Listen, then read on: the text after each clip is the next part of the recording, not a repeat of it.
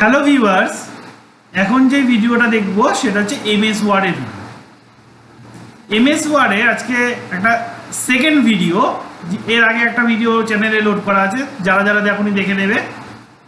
তো ফার্স্ট আমরা কি করব, এমএস ওয়ার্ড ওপেন করব। এমএস ওয়ার্ড ওপেন করার জন্য আগের দিনেই দেখিয়েছিলাম উইন্ডোজ কি প্লাস আর, এখানে গিয়ে লিখবো উইনওয়ার্ড WINWORD, উইনওয়ার্ড লিখে এন্টার দিলাম, এমএস ওয়ার্ড ওপেন করব। এবার এখান থেকে ব্ল্যাঙ্ক ডকুমেন্টে গিয়ে ক্লিক করব। আজকে আমরা করব হোম ট্যাবের কিছু অংশ। ওয়ার্ডের মধ্যে অনেকগুলো ট্যাব থাকে, যার মধ্যে হোম ট্যাবের কিছু অংশ আজকে করব। তো ফার্স্ট আমাকে কিছু আগে লিখে নিতে হবে। তো উইন্ডোজ কি plus equal to RAND first bracket open first bracket close করে একটা কিছু প্যারাগ্রাফ নিন। এইবার ফার্স্ট কি করব, এই যে এখান থেকে তো ফন্ট, হোম ট্যাবের প্রথম অংশ আছে ফন্ট, মানে এখানে বোল্ড, ইটালিক, আন্ডারলাইন, মানে ফন্ট চেঞ্জ করা যায়, মানে লেখা যেরকম নিয়েছিলাম লেখার স্টাইল যদি চেঞ্জ করতে যায় তাহলে কি করতে হবে, ফার্স্ট টেক্সটটাকে সিলেক্ট করতে হবে। মাউস দিয়ে শেষের দিক থেকে বা উপর প্রথম দিক থেকে মাউস দিয়ে টেক্সটের উপর দিয়ে নিয়ে গেলে সিলেক্ট হয়, অথবা যদি মাউস দিয়ে করতে অসুবিধা হয় কোনো সময়, সেক্ষেত্রে কার্সারটাকে রাখবে সামনে বা পেছনে, শিফট কিবোর্ড থেকে শিফট প্রেস করে অ্যারো কি, আপ অ্যারো, ডাউন অ্যারো, হ্যাঁ, লেফট রাইট দিয়ে তুমি এগুলোকে সিলেক্ট করতে নিতে পারো। কারণ মাউস দিয়েও করতে পারবো সিলেক্ট, আবার কিবোর্ড দিয়েও সিলেক্ট করতে পারবো। সিলেক্ট করার পর যদি আমাকে ফন্ট চেঞ্জ করতে হয়, তাহলে এই যে হোম ট্যাব, এই যে ফন্টে গিয়ে এখান থেকে তুমি যেই স্টাইলটা দিতে যাচ্ছি, যেই ফন্টটা দিতে যাচ্ছি, সেই ফন্টটা দিলে দেখো ফন্টটা চেঞ্জ হয়ে গেছে। সাইজ বাড়ানোর জন্য এখানে গিয়ে ক্লিক করে সাইজটাকে বাড়িয়ে দিতে পারি, মানে এটার জন্য সিলেক্ট করে নিতে হবে, টেক্সটটাকে সিলেক্ট করে নিয়ে দেখে দেখো কার্সার ভিডিওর লেখাটার উপরে ছিল, সেই জন্য শুধু ভিডিওটাই বড় হয়েছে। তো আমি সিলেক্ট করে নিলাম। এবার সাইজে গিয়ে যদি আমি সাইজটাকে যেই সাইজটা নেব সেই সাইজটা বড় হবে, মানে সেই সাইজটা হবে।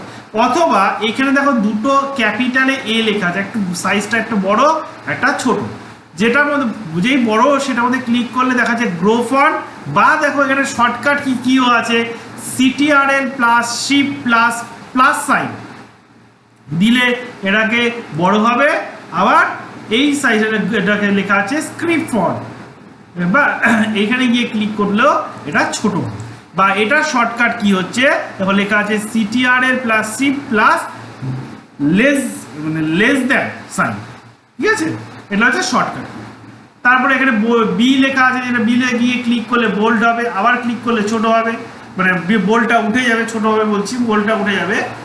তারপরে ইটালিক আছে, লাইনটা যদি আমি লেখাটাকে যদি দেখাতে চাই, ইটালিক স্টাইল করতে চাই তাহলে ইটালিক, বা এগুলো প্রত্যেকটা মাউস পয়েন্টার নিয়ে গেলে শর্টকাট কি দেখছি, কন্ট্রোল বিতে বোল্ড, কন্ট্রোল আইতে ইটালিক, এখানে আন্ডারলাইন আছে, ক্লিক করলে আন্ডারলাইন হবে। এবার যদি মনে হয় যে তুমি আন্ডারলাইনটা আলাদা ধরনের দেবে, আমরা সাধারণত দেখেছি যে আন্ডারলাইনটা যেই ওয়ার্ডটার যেই কালার সেই কালারই হয়, বা এবং সিঙ্গেল আন্ডারলাইন, কিন্তু আমরা সেই রকম তো দিই না।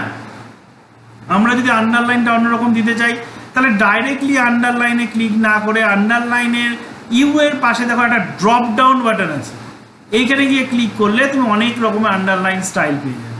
তাহলে আমি ধরে নাও এটা নিলাম ডাবল আন্ডারলাইন। এবার যদি তোমার মনে হয় যে আন্ডারলাইনের কালারটাকে তুমি চেঞ্জ করবে, তাহলে আবার সেই ড্রপ ডাউন বাটন, এই ড্রপ ডাউন বাটনে গিয়ে ক্লিক করে এই যে আন্ডারলাইন কালার, তুমি এইবার এখানে আন্ডারলাইন কালারে ক্লিক করলে দেখো অনেক আন্ডারলাইনের কালার খুলে গেছে। এখান থেকে তুমি যেই কালারটা দিতে চাও, আমি যদি বললাম রেড কালার দেবো, তাহলে এই যে রেড কালারে ক্লিক করে দেখো আন্ডারলাইনের কালারটা চেঞ্জ হলো।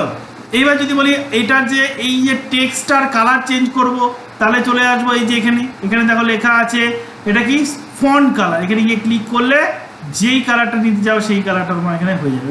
ফন্টে কালার দিলাম এই কালার, তাহলে ফন্ট কালার হয়ে গেল। তার মানে কি হলো, আন্ডারলাইনটার কালার, আন্ডারলাইনটার কালার এক কালার হলো, টেক্সটার কালার কিন্তু আরেক রকম কালার।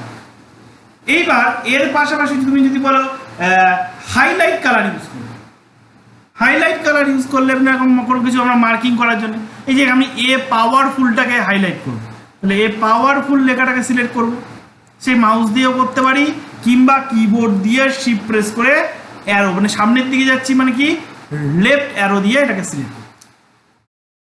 এরপরে এই যে এখানেই আছে ফন্ট কালারের পাশেই দেখো লেখা আছে টেক্সট হাইলাইট কালার, এখানে গিয়ে ক্লিক করলে হাইলাইট কালারের যেগুলো পেয়ে যাবো কয়েকটা কালার। আমি যেই কালারটা দিতে চাই সেই কালারটা আমাদের ক্লিক করো, আন্ডারলাইন হাইলাইট কালার হয়ে গেছে।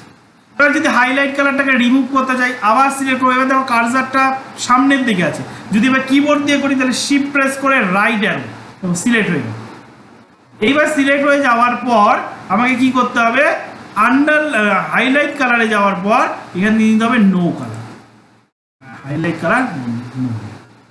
ঠিক আছে, তবে একটা জিনিস মাথায় রাখতে হবে, কিছু কিছু জিনিস রিমুভ করা যায় না। যেরকম ফন্ট রিমুভ হবে না, যে কোনো একটা ফন্ট স্টাইল নিতেই হবে, যে কোনো একটা ফন্ট সাইজ নিতেই হবে, যে কোনো একটা ফন্ট কালার নিতেই হবে, এগুলোকে রিমুভ করা যায় না।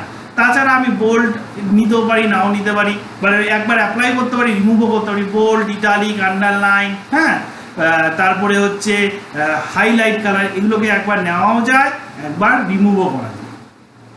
ওকে।